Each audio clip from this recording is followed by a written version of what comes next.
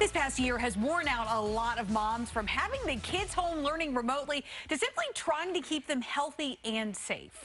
Dr. Kate Steiner is a burnout recovery coach, and she's here to help us plan for more intentional downtime this summer. Thanks for joining us, Kate. Oh, thank you so much for having me. I'm always happy to be here. And why is it so important to have a do-nothing summer, as you say? Yeah, so it is important for us to, it's not just a do nothing summer, but it's really for us to capitalize on some intentional planning for downtime during the summer.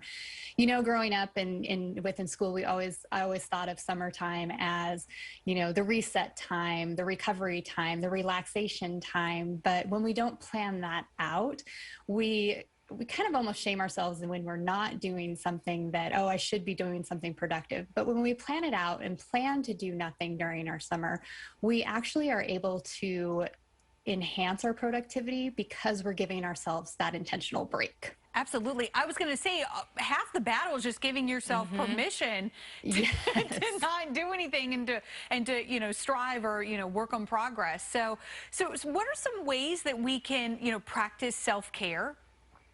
Yeah.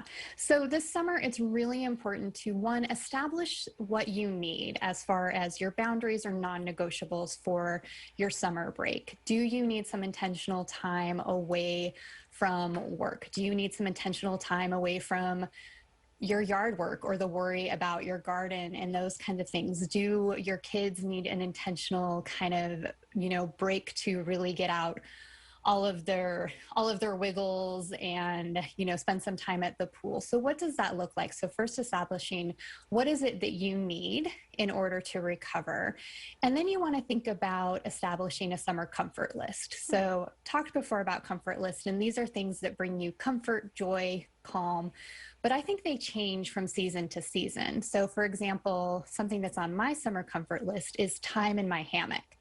So utilizing that time, I generally pretend like I'm going to read a book, but I know I'm going to fall asleep.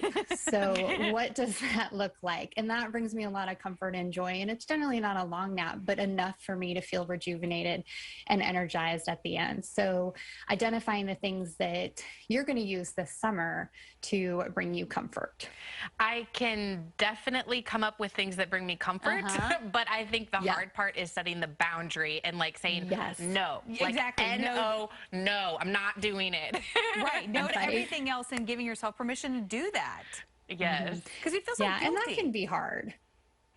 Yeah. Well, thank you so much for joining us. And for more tips like these, you can head over to liftwellnessconsulting.com. Thank you all.